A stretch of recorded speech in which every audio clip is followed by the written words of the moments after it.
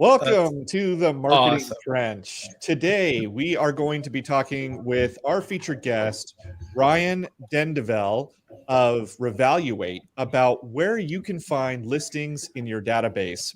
And this isn't as straightforward a conversation, I don't think, as it may initially present, because most people, if they do the hard work of making a database, treat everything in their database as more or less equal. And that's a challenge, right? Especially if you have a large database. Same message to everyone is essentially talking to no one. Exactly. And Yep. it's expensive if your database is large, and you're sending anything that costs money, like flyers or, postcards or something like that, where you're paying on a, per person basis for it. So emerging technologies like those technologies from Revaluate, am I saying the name of the company right? Revaluate? Yep, nailed it. Awesome. So emerging technologies from companies like that use tools like machine learning to help people not only create their database, but also go through their database, any pre-existing database they have, clean it up, and find the people who are most likely to sell based on all sorts of factors. So we're going to dive into that today. Ryan, welcome to the podcast. Can you tell us a little bit about yourself and how you got connected to Revaluate? Yeah, thank you guys for having me today. This is one of my favorite things is to kind of nerd out and talk about technology and data and systems. A little bit about me. I'm in business development role with Revaluate. I've been in sales in one way, shape, or form pretty much since birth. I was raised in a large family with lots of aunts and uncles, and they all had to feel like they were my favorite growing up.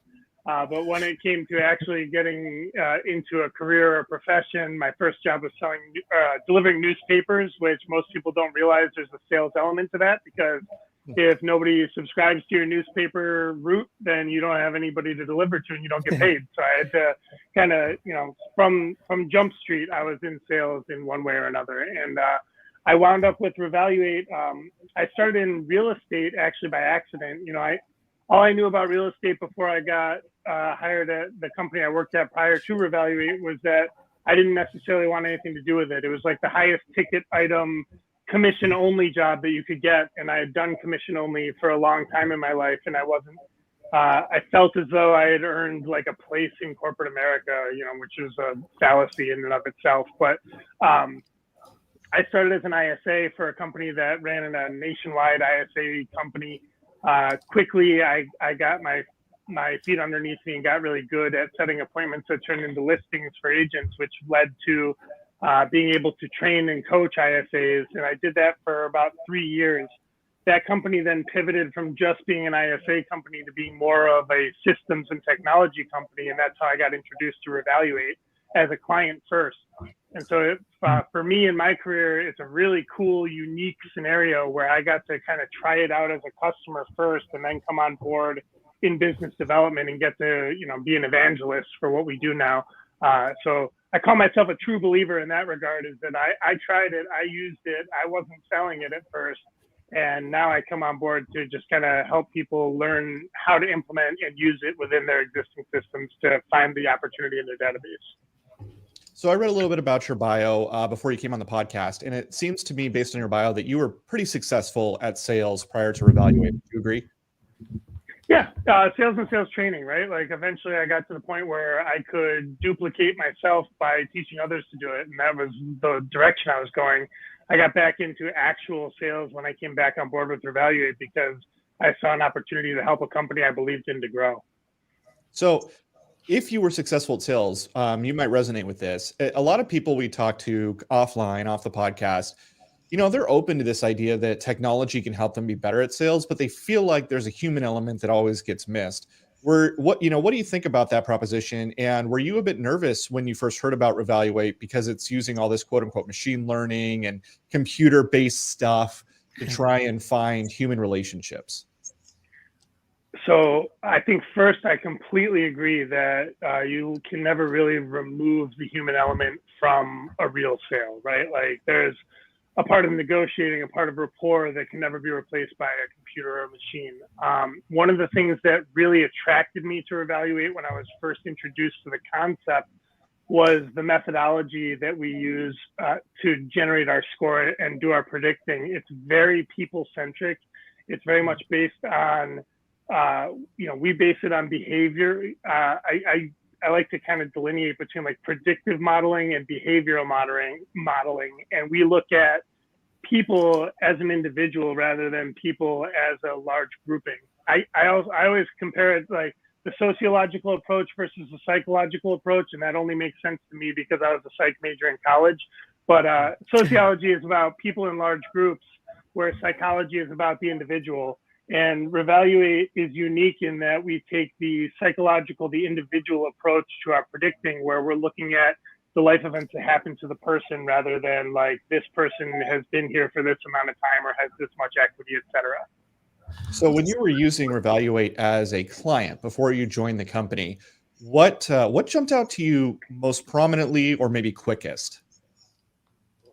So we were first introduced, I transitioned from just director of a ISA team to kind of product and business development for the company as we were trying to expand into the technology and systems world. And the guy who had held the role before me came to me when he was like kind of giving me his notes, and he was like, I found this company. They look for life events in the lives of people and predict their propensity to move. It sounded really cool, but I could never figure out how to monetize it or make it part of a product. And I literally looked at him and said, are you kidding me? Like, how could you not figure out how to make that something? Like, that doesn't make any sense to me.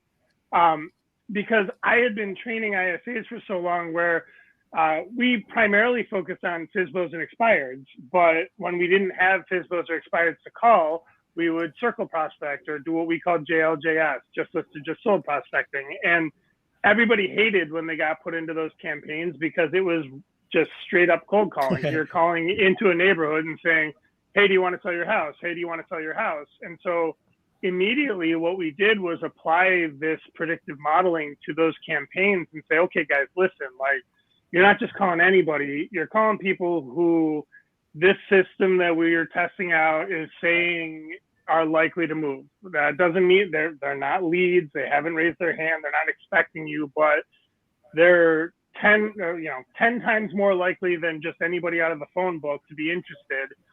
And, a part of me didn't know whether it was just the confidence that gave them to make those calls or the actual data. But all of a sudden, people hated those campaigns a lot less, and we got faster results. And a part of that is knowing how to have the conversation as well, because they're not leads; they're just contacts in a given database that are expressing these in the wild. But if you can have the right conversation with the right person at the right time, that's sales, right? Right person, right time, right message. That's how you get a conversion. And where Revaluate fits into that equation is taking the right time off of the plate, and then it just comes down to right message, and it leads to the results that you're looking for. So I have a question. I feel like I kind of almost want to back up a step here, because we're kind of talking about what it does. And I kind of want to better understand, and you sort of explained it, what was the problem that you were having that this was the solution? And you kind of mentioned that it was, you have data for real estate agents, and I'm in the mortgage side of the business, so I'd like to address that and how loan officers can use this. But it sounds like if you have a data set, it's using different data points. It's looking at different data points out of that data to kind of 80-20 or Pareto that data and say, hey, this segment of this data is more likely in a position where they're going to be open to whatever your message is. So how are you getting the data in there? Is the data already in there? So let me criteria. And before we go down that rabbit hole, because I know I get it. And I get it because I'm biased and I know these guys, but I want to explain to people why any of this matters to begin with. Like, because technology gets pitched to us all the time, right? We get sold on predictive analytics. There's other companies that are member benefit, there's CRMLS that people have used. There's businesses that go around and call realtors and sell to realtors and say, sign up for a 6-month contract. 12-month contract, our tool is awesome. The reason any of this matters is because we've talked about several times on this show, you're 7 to 8 times more likely to get repeat and referral, or like you're 7 to 8 times more likely to close an existing customer, so get more repeat and referral business, or it's the opposite. It's 7 times harder to sell a new client than it is an existing one. You get what I'm trying to say. None of us, all of us, like we don't do enough. I think we've determined we don't do enough to market to our past clients. I forget the stat from NAR, like 82% of consumers said they would work with their realtor again, but only 12% actually do. Yeah. Right. Yeah. So there's obviously a disconnect there. The other thing is, and I forget where I got the stat from, but they said if you have a database of X, 6% of your database is likely to transact in the next 12 months. Like 6% of that database is likely to transact in the next 12 months. So not only are you not doing enough to market to your past clients to try to solicit more repeat and referral business, but there's 6% of opportunity there. How do we find that additional 6% of opportunity so you're not wasting time marketing to the other, 94%? That's why I think any of this matters, because it's giving you kind of laser point accuracy, or attempting to anyway, so that you're not fumbling marketing to everyone else and just honing in on the ones that are going to, transact. And I think again, building upon that. Oh, go ahead. Yeah, I'm going to play devil's advocate. I don't know what Revaluate does. I'm familiar. I'm familiar with it. I think I've even looked at it in the past. But so, Ricardo, you're saying you're putting your past clients into this tool? So I'll let Ryan explain it, but everyone here has a database. If you don't, we need to talk. But hopefully everyone here has a database. It's a way to upload your database and have Revaluate comb through that data using their analytics tool to pinpoint, which ones have a high propensity to sell. Okay, cool. All right, Ryan. Yeah. And so, building upon what Ricardo was saying, back in the day, a database of 50 people was enough to sustain a lifelong career because the world was smaller, communities were tighter. You knew your neighbor, you knew what was going on. But in today's day and age, with technology and CRMs and lead generation, we've seen databases balloon to thousands, tens of thousands, hundreds of thousands.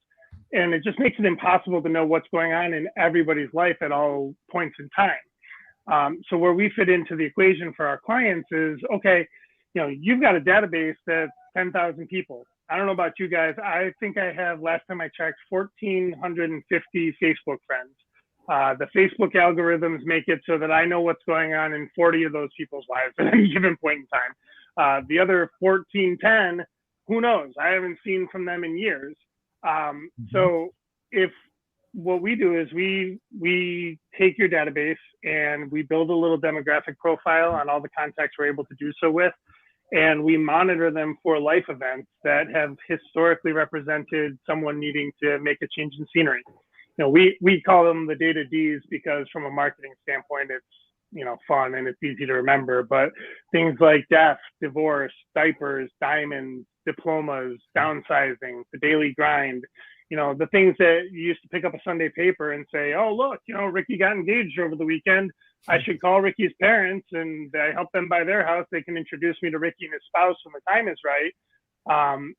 For better or for worse, good luck finding a Sunday paper with a marriage announcement these days. They've been largely replaced by Google searches and social media.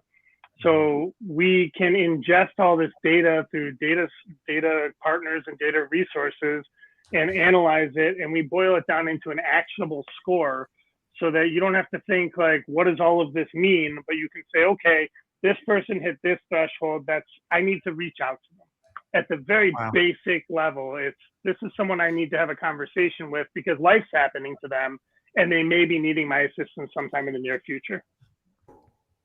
Okay. Wow. That puts it in that makes it much more clear. So, all right, cool. So you're taking an existing database and you're absolutely right, Ryan. I mean, especially when you're going to the consumer direct world and you're collecting data records on these people, or they're filling out forms or signing up for the IDX, you don't have relationships with that database. You have a database, but you don't have any relationships with it.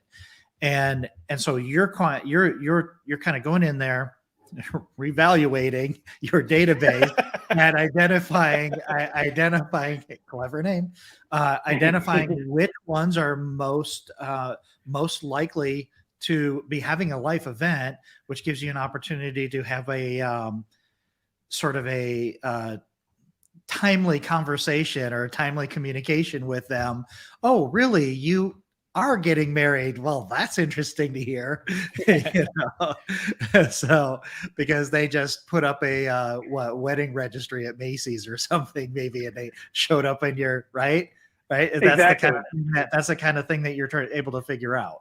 Okay. Exactly. Wow, that's really cool. That's super cool. I like to tell people I'm in the business of manufactured moments, in that, like, you know, I don't recommend anyone call and say, hey, my artificial intelligence said that you're going to be moving sometime soon, because that's super creepy. But if you I call had a dream last night. Yeah, right. But if you open a dialogue and you ask the right questions, the life events we're monitoring for, the types of things people are going to share with a trusted, you know, consult. And so, to your point, like, oh man, the more times my clients hear, it's crazy that you called me today because I was just thinking about X, Y, Z, the better we're doing at our job. And that's really the magic of the moment, is being in the right place at the right time. Yeah, it's I like that term, manufactured moments. It seems, yeah, or another way of looking at it is manufactured serendipity, right? You know, from their perspective, it's like, oh yeah, I was just thinking, and you're over here like, I know, because the machine told me. You know. But let's talk about that for a second, because I'm really curious. How much has machine learning? Well, actually, before I go there, what is machine learning? Because you guys talk about it a lot on your website, and I'm not sure that maybe too many professionals in our industry really have a sense of what that means. So can you talk about that just for a second? Scott, let me just add a nuance to that. Machine learning versus predictive analytics. Is that one and the same, or is that in addition to? I think they build upon each other. Like, you can take a bunch of data and set it up with a way of saying this plus this equals this. And without machine learning, you can predict based upon the data set that gets ingested. Where the machine learning comes into play is that it adds another layer where the algorithms become more intelligent by way of the more data they ingest. So the longer we monitor a contact and the more contacts we monitor, it's able to compare, contrast automatically on its own and learn. So machine learning really means that literally the machine is learning on its own. If you think about, you know, computers from the advent to, you know, maybe I guess 10, 15 years ago, when machine learning kind of became a buzzword, a computer is a series of zeros and ones, and it knows what you teach it to know, right? And that's the way it is, and that's the way it was for a long time. It's like whatever you program the computer to know is all it can ever know, and that's all it can do. Well, machine learning kind of activates the ability for the computer to take what you program it with and then learn from its failures and successes, so that it continually gets more robust and more intelligent and better at whatever you're focusing it on doing. And ultimately what it's doing is it's just establishing statistical probabilities based off of larger data sets. Right. Yeah. So it's seeing the same things over and over again as more and more data gets included, and so now you're increasing the number of factors that you can look at in the data to improve the statistical probability of A and B just happened. The statistical probability of C just went way up because we've identified this over a larger group of data over time. Yeah. Because I always get nervous with the intelligence and all of that stuff, because there really isn't any intelligence. But it is remembering everything and finding new patterns and expanding sort of those patterns and those of those things, right? And building upon the results of its previous, you know, successes and mistakes, for sure. Yeah. You know, I like to use the example. I call it my Fisher Price, my first analytics, right? Like, you know, you say this person here they bought a bunch of diapers on Amazon, and that's great, but that doesn't mean anything, because buying a bunch of diapers on Amazon, they could be going to a baby shower. They could have a brother, sister, mother, cousin that's having a baby. They could be donating to a food pantry. There's a lot of reasons that that can happen. But if they buy a bunch of diapers It could on be Amazon, Ricardo cutting corners in his life and just trying to save trips to the bathroom. I mean, you never know. What? No. So legitimately, I had an incontinent dog, and I used to buy baby diapers all the time. I don't have a baby, but I bought them for my dog all the time. So Okay, so we interrupted you. I'm sorry, Ryan. So okay, so it's good. Yeah, so like that data point on its own doesn't mean anything, and so like you can buy that data point, and that's good, and it doesn't mean nothing, but it doesn't mean what you want it to mean. But when you combine it and compare it with, okay, they bought a bunch of diapers on Amazon, they registered for a gift registry at buybuybaby.com, they live in a 2-bedroom house, they already have 3 kids, and now you get a more full picture. And the algorithms will take all that data in, and it'll say, okay, this appears that there's a newborn on the way. They've outgrown the home they live in. This person's probably going to have to move to expand their family more comfortably.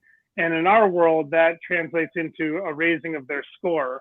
And that's how it all learns from there. And then if that was wrong more often than it's right, it'll adjust and require more input to make that assumption the next time over. Oh, okay. So I'll kind of reintroduce the mortgage aspect of this. So then based on that data, then you're able to establish modeling. So you've got modeling for likely to move or likely to downsize. Is it just real estate, or is it also likely to refinance or, need cash out or something Scott's like that? got a big database. Yeah, well, I've got big databases, but I mean, I'm also thinking, I'm a big proponent of, mortgage people are kind of nerdy and they tend to be more technically savvy. And I think there's a huge opportunity for loan officers to understand this amazing kind of technology and then go out and teach this to real estate agents that tend to be more A-type, personality based. They're not as techy, but I've always been very, very successful at taking these technology platforms and really simplifying it and going and just really selling the sizzle when, I'm really into the stake of this thing. It's like you can sit there and start talking about predictive analytics and data sets and stuff like that. And most real estate agents, their eyes are going to roll back in their head. But I like looking for opportunities for my mortgage friends to go out there and learn this stuff, because we kind of work with numbers and stuff a lot more, and then be able to teach this to real estate agents. And, I'm sure you guys appreciate that because you kind of have this sales force out there, selling this product for you. So how are our mortgage people or loan officers using Revaluate? Yeah, and so if I can give you like 30 seconds more than maybe you intended. When the company first started, our co-founders have a history with real estate marketing, real estate technology, and so real estate was where we got our start because that was what they were comfortable with and knew. We started working with individual agents on like their sphere and past clients, and that expanded over time to teams and then brokers and then brands. One of those brands had a mortgage company and said, hey, would you guys work on the mortgage side? And they were like, I don't really know. We're happy to give it a try. And so without changing any of how it works or what we do, started monitoring a mortgage database. Well, fast forward to today, mortgage and real estate are neck and neck as far as our two primary verticals from a volume standpoint. And what we found initially was that, in fact, the results, the positive results were better on the mortgage side than they were on the real estate side. And at first it was kind of baffling because it was built for real estate. They weren't sure what was going on, but really it came down to two things at the end of the day. Number one, your typical mortgage loan officers are W-2 employees who have a manager who holds them accountable versus a real estate agent who, if they decide not to do anything with it, they don't do anything with it and they don't get results. That's one piece of the puzzle. And so, people were more likely to do something with the data. But number two was that a loan officer's portfolio and offering of products is broader than just needing a listing or a buyer, in that if this person isn't moving, the life events we're monitoring for if they're not moving, then maybe they need to refinance. Maybe they need a home equity loan to do repairs on the home. We know our accuracy with moving, but when it comes to the other offerings that a loan officer has in their back pocket, it gives more opportunity for success. So we now have clients who will use our service to target refinance opportunities. We don't have the data to support it, so we don't tout it as one of our main offerings, but we do have clients who successfully use it. Being a data company, we try to stick in our lane to what we can back up with hard facts and numbers. But also, I've been in sales my whole life, so I'm more than happy to talk about the successes other people have as well. To your point, the refinance, somebody's getting married and already owns a home, then there may be an opportunity there outside of just originating a new mortgage, but having refinance or HELOC or other opportunities too. And obviously a home buyer demographic is also a mortgage opportunity for an overwhelming number of cases. Yeah, I fall into the bad habit these days of speaking about sales listing opportunities in real estate, because that's where most of the real estate industry is today. They're all listing starved, and but we really monitor for movement. And so we have clients when it was more beneficial to them, who would run first-time homebuyer campaigns, right? Load a bunch of renters in, and if they're going to move and it lines up with the end of lease date, boom, there's an opportunity for a first-time homebuyer. And so, we track movement, not sell or buy. We stay right down the middle of the lane, which allows us to help our clients on both sides of the table, whatever they're looking for. I want to talk for a second about that idea of being listing starved. I think that is a really cool, it's true, and it's a cool place to look and say, how do you think technologies like yours could maybe help unlock a listing starved market? Do you think that you can maybe help break up some of the gridlock that's causing, sellers to say, yeah, I'd like to sell, but I don't know where I'd want to move, or buyers to say, yeah, I'd like to buy, but I can't find a place? Yeah, so we have, we're talking right now about focusing on someone's existing database, but frankly for us, who goes into a dashboard, who goes into someone's account doesn't matter so much, whether it's past clients or sphere of influence or old leads that live in, what I call the CRM graveyard, or a targeted geographic area that they're trying to go to their listing inventory in. For our purpose, our algorithms and our mission is going to be the same. We're going to reveal who, based on their data, is most likely to move. And so we now have clients all over the country who have built farms, and what I call smart farms. I don't claim to have coined that term, but I use it fairly regularly. Where, okay, if you've got a farm of 10,000 people, and you're sending out 10,000 postcards just pell-mell and hoping for the results that come, that's one way of doing it. But by combining your EDDM campaigns with some, predictive modeling, you can refine that process to cater your messaging to people based on where they fall within the 0 to 100 scale of what we do. So to your point, it's always the conversation of these people want to move, so this is where you should focus your time.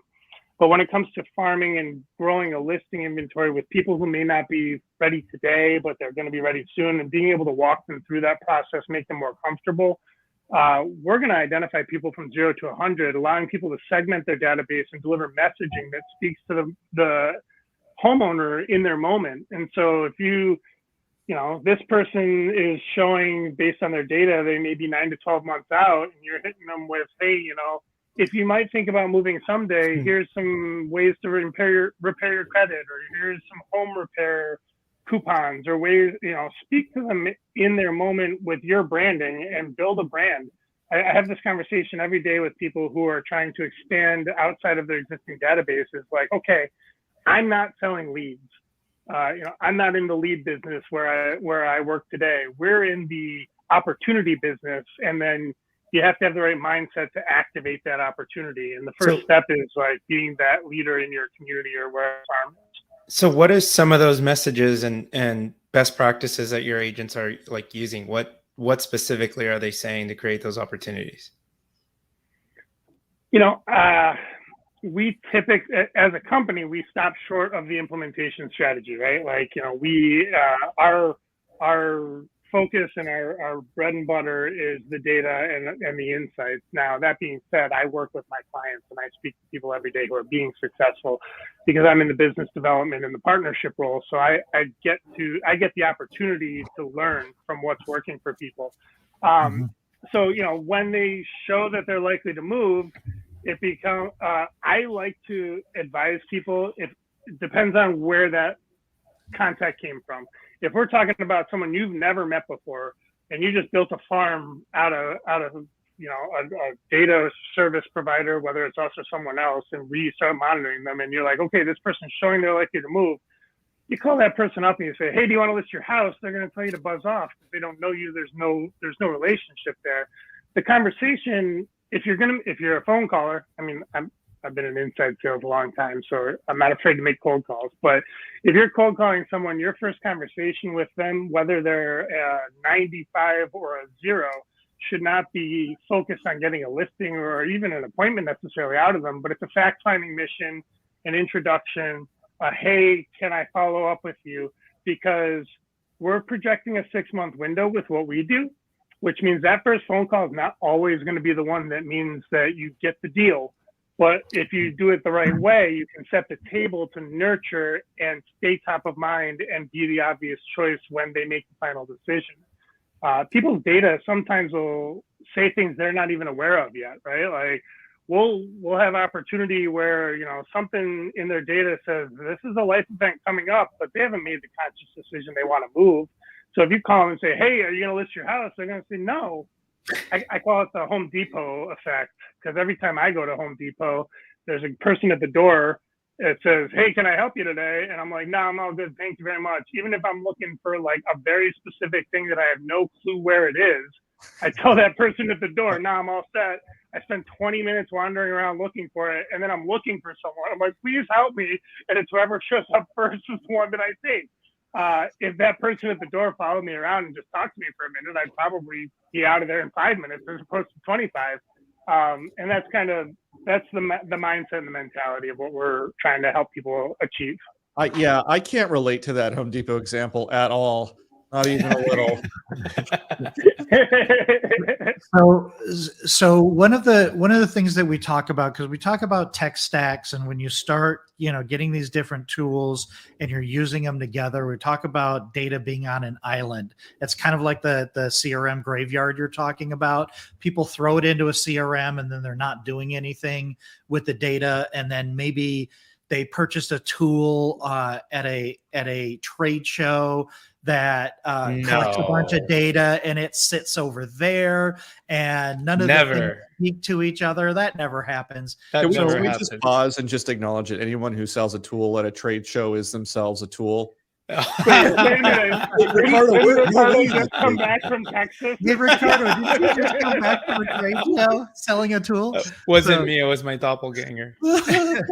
So Ryan, where does Revaluate sit in your tech stack, and how does it how is it working with your CRM, for instance? How's it notifying you of these opportunities, and how are you engaging with the consumers once you've identified the opportunity? Yeah, great question. So like one of the first things that you have a demo you can pull up, Ryan? You're more than welcome to. I mean, I can show you what it looks like in a very specific tool that Ricardo is familiar with. Which one is that? Was that a seamless plug you just tried to sneak in there, Ricardo? It's in your name right there. Okay, so you have some integrations with CRMs, high level good CRMs like Follow Up Boss, right? So yeah, one of the things that really attracted me to Revaluate in the first place is we have a dashboard because we have to have a dashboard. Otherwise, how would people utilize our service that don't have really cool systems like Follow Up Boss, right? But our dashboard is not what someone would consider fully functional. It doesn't send emails, post to socials. You can't make notes in it. It doesn't do anything flashy or fun, I like to say, because thankfully our co-founders realized that in the beginning, rather than building out some really cool application that no one would ever want to use, we built an open API so that we can plug in directly to the solutions that our clients are already using. So we have a handful of pre-built integrations with systems like Follow Up Boss and a handful of other CRMs and marketing tools. We have Zapier templates for people that work with solutions that don't play nice with others or that we don't have an already built integration or relationship with. So we can duct tape an integration is what I like to call Zapier, is kind of like duct taping an integration. But we prefer to kind of move into their existing environment or ecosystem to become almost like a value-added feature within their comfort zone and environment, so that they can engage with us and use us to activate what they already have going on in a more efficient fashion. Well, first of all, major props for being one of the only people I've ever heard that has the proper pronunciation of Zapier. I've been guilty of that myself for many years until I learned the proper. Okay, so no, that exactly answers my question, and you're right. So, what a lot of these tools do is they say, you know what, we have this one really cool feature, so we're going to build these other 5 really mediocre features around it and hope somebody will use our mediocre experience in order to get to the one thing that we do well. But the very fact that you recognize that you have this superpower, and it's even better when you connect it with with what they already have, and you're just sort of augmenting and amplifying the impact of their existing tech stack, and you're just adding to, as opposed to expecting them. Because that's one of my biggest pet peeves, man, is it's like it happens in the mortgage industry. A lot of these companies that have online applications, and they're like, we also want to be a CRM and we want to send out emails to people, and you're like, no, I want to use your portal just to collect the data to start the application because it's convenient and pretty. And that's where they lose a lot. That's where they lose a lot of people, and that's where they misguide a lot of people. And it is because they try to be more. They don't stay in their lane. And you've said that a couple of times. So I would say that's I guess probably one of your core values, or one of your sales, your value propositions is you stay in your lane.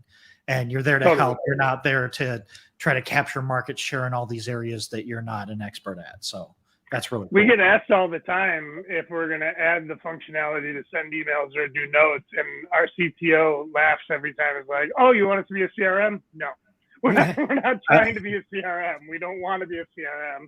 We know what we're good at. And rather than trying to expand and be good at everything, we want to be the best at the thing that we're good at, and then work with people who are the best at what they do to make sure that people can get the best of both worlds. See, so I want people that are listening to this to listen to what Ryan just said, because this is how you make decisions about which technology partners to use. That's rare, and I think that's incredibly valuable. You know where your value is. You don't want to go into these other places. You know exactly how to improve the experience without expecting somebody to change their behavior in order to use your product. So, Ryan, did you get a chance to pull up an instance, a demo instance, even if it is in Follow Up Boss, of your product? So you can put it up on the screen. Give me 30 seconds to do that, and let's chat while I closed all my windows, like I said before we started, because I didn't want it to gum up my system. So, but I can do that in 30 seconds. So while he's doing that, I just want to check: are we still getting a nickel every time that we mention Follow Up Boss in the podcast? Oh, I'm going to stop saying Follow Up Boss. You don't get those nickels. we're up to like 25 cents now. I'm stoked.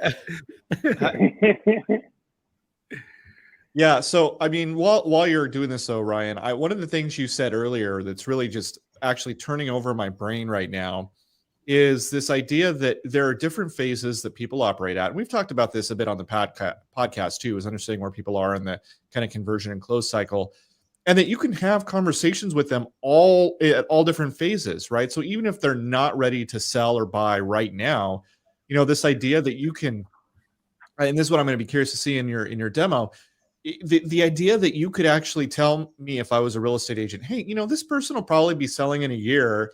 Maybe they would be interested in some home improvement ideas. Or if I'm a lender, maybe they'd be interested in knowing what a, equity line of credit on their house might let them do, and, as somebody who is, I tend more toward the creative. I think, oh man, I could put together like some marketing brochures and say, here are the top 5 things that people are doing right now in your neighborhood to improve the value of your home, right? And maybe even refer them to like some contractors I know. Like, in other words, be abundantly generous and helpful for people at whatever phase they're at. It's just knowing that they're at that phase. Do you have your screen? Are you ready to go? I have my demo follow-up boss account pulled up. Let me figure out how I would share that. And then I think there should be a share button down there. It's next to the on my screen. It's next to the settings. I don't know if that's the same for everybody else. And then I'll put it up. You're right. Go. Yep, there it is. Okay, I'm gonna add it. I'm gonna add it to the stream. 3, 2, 1. Here it is. Change the tab. That's why I warn you.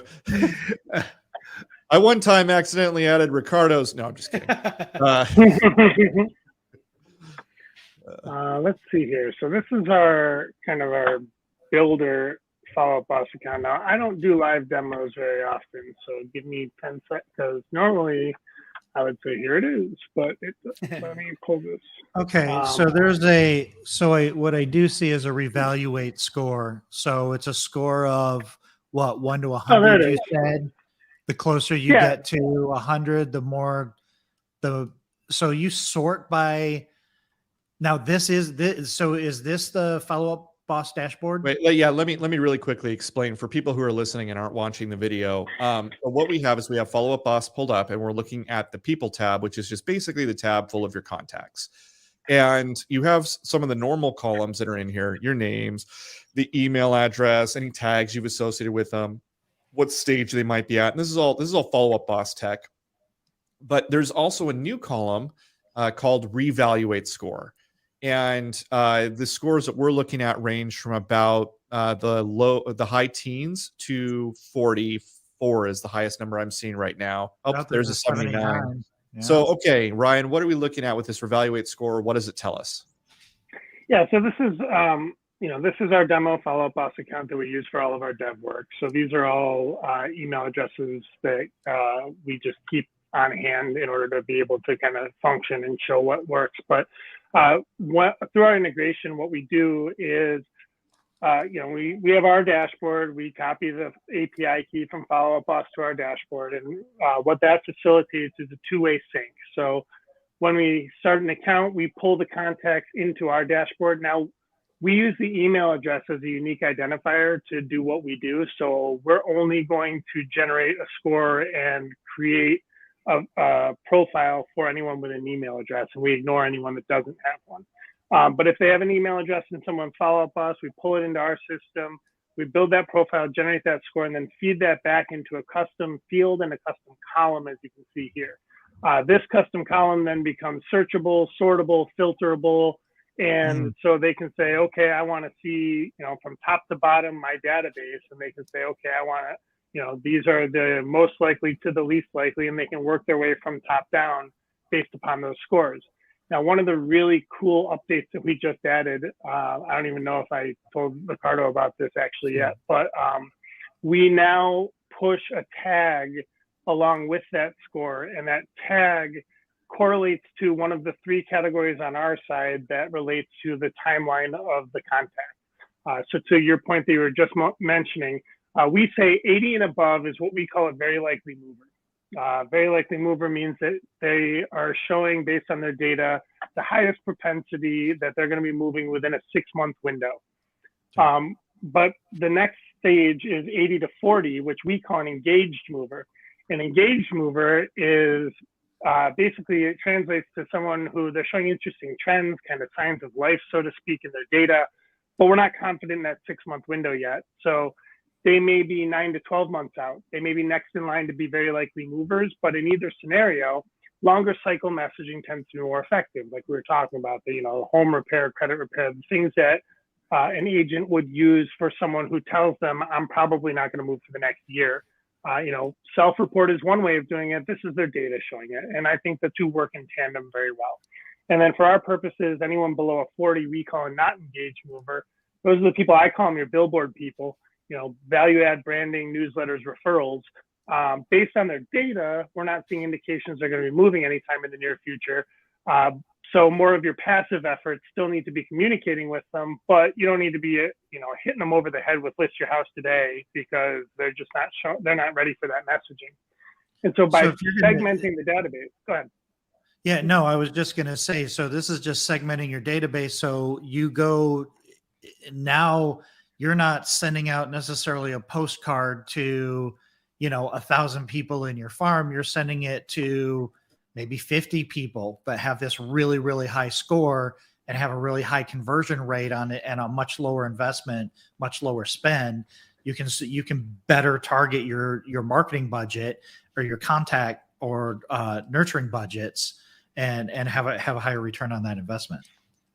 Yeah, and that's the first step. And in my opinion, the second step for the people who get to like the advanced level is, instead of cutting costs and saving on the postcards that you would send to the rest of the database, you send the rest of the database different messaging.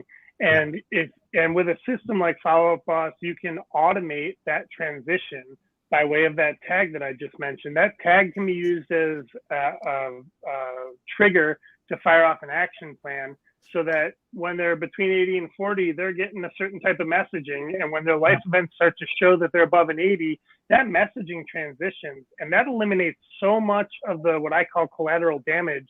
Because especially postcard campaigns, right? Like I don't know about you guys again, but my mailbox is about 300 feet from my house. I get to the mailbox, and by the time I get to my house, anything that isn't immediately necessary is in my recycling bin, because it's between my mailbox and my front door. So and you check it once every 2 weeks, right? Right. What am I getting in the mail other than bills and junk mail? But the right message at the right time, I'm going to pay attention to. Like if I actually am thinking to myself, man, I kind of want to get a new car because my car broke down and I need a new one. And that's when here's the magic key to come and check all this cool stuff, because we all know car dealerships use the same tactics real estate agents do. Like, hey, I promise this is a really cool thing that you're going to win, and everybody wins. Well, I know that, but if it's speaking to me at the right time, I might give that person a call and I might look at a car. And so matching the messaging to the moment is really the advanced level of what we do with the segmentation. Yeah. And I'm even thinking as, as things open up, if people are walking their farms and door knocking again, you kind of have your hot list there. And, if you have to choose who to go visit, maybe you make sure that you're hitting all of those houses and just start a conversation with them so that you can evolve that conversation, that relationship, deepen that relationship. Totally. Wow. Okay. This is fantastic. This has been really cool. So Ryan, I can hear someone listening to this show and they're saying, all right, well, this is really great. If you have a database of 1,000, multiple thousands of people, but I'm just starting out and I only know my friends and family and I know what everyone's doing because, I talk to them. So it's good enough. What would you say to that objection in terms of, what would you say to that objection? I won't even frame it up. Like, what would your response to that be? I mean, if you got a database of 20 or 30 people, then yeah, this isn't something that you need, because it's easy to know what's going on in 20 or 30 people's lives, generally speaking. But with that being said, one of my favorite stories came from someone that we were talking to about working a partnership with. It was another vendor that they sell leads, and we were talking about, we set up like a demo account, and this woman imported like 30 contacts, just like her friends and family. And she called me up 3 months later, and she's like, the craziest thing happened. She's like, I only had 2 people that came up as very likely movers. One of them was my godson. And I was like, there's no way my godson's moving. I know I talk to my godson all the time. She's like, but then we sat down at Thanksgiving dinner and I said to him, like, hey, I was using this artificial intelligence and it told me that you were likely to move. And he was like, that's crazy, because I just got a job offer in Dallas that I accepted. We haven't told the family yet. And we are going to be moving across the country. And she was like, I mean, I couldn't be more of a believer after hearing that. And those are the kind of stories that I'm like, you know, data tells a story before people are sometimes willing to. And that's why I really love what we do, is that, like, you know, it's about you know, at the beginning of this whole conversation, you guys mentioned, like, people get scared of technology because it's going to replace the people and replace the relationships. That's not what we're trying to do. We're just trying to give you an additional layer of insight for those relationships, so you know to have the right conversations, to be, you know, top of mind and in front of the people at the right time, first to the table, as I like to say. I want to point out too that I read on your website that you guys also build databases. So if somebody doesn't have a database, maybe they want to enter a new market, you guys do that. What does that look like? Yeah, so our secondary product, are kind of a bolt-on function. We call it Reside from a productization standpoint, mostly just because you have to be able to differentiate between the two. But frankly, it came about as a byproduct of what you were mentioning, which is, like, you know, people came to us and said, okay, I only have so much in my database, or even if they have a big database, they're like, my database is cool, I want to expand outside of that database. And we kind of got sick of saying, okay, cool, go find a farm and bring it to us, because people just disappeared, as you would expect. We said, okay, we have data partners and we know what we need, so why don't we try to just kind of assist? So we package up Reside as kind of a pass-through cost for us to help people to grow their databases. But what it is it's a farm building solution, a list building tool, where you can say, okay, drop a pin, I want a 2-mile radius around this house, and we can pull all the available contacts that have an email address in that area to feed into our dashboard to begin a farming solution. So awesome. If you're looking to move into a new area or grow your listing inventory in this area, the only limitation we have with our list building is that because the email address is the linchpin to our system, we'll only provide contacts that we have an opted-in email address for. But we get name, physical, email, and one available phone number, provide that to our clients. And the thing that differentiates that from, like, some of the other players in our space that do farm, you know, kind of smart farming, whatever, predictive analytic farming, is that we're not selling the good leads, because we're not currently monitoring the entire United States and just saying, like, these are the people who want to move, buy those. We build a raw farm for people and segment that farm from top to bottom so that they can decide how they want to, you know, implement their strategies. Like we were talking about before, they should probably, like, quarterly at least, hit every one of those people up with some sort of messaging so they know who they are, so that as they mature, that they know who they are and it's not as cold of a call. And we want to outfit them with as much information as possible to help that success. That's awesome. So we're coming around to the end of the podcast here, and before we wrap it up, I just want to give you a chance, Ryan, to, you know, maybe say any final words, or if there's anything you think, hey, you know, you guys didn't really bring this up, but this tends to be relevant for the kind of people we talk to. I'd just love to give you a chance to introduce that to the conversation real quickly.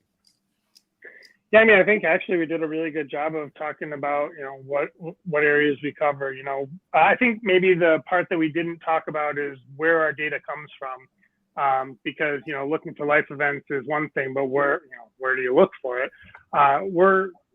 We're unique in the methodology because we take a combination of social, search, spend, and government data, whereas most of our other players in our space focus very heavily on property data.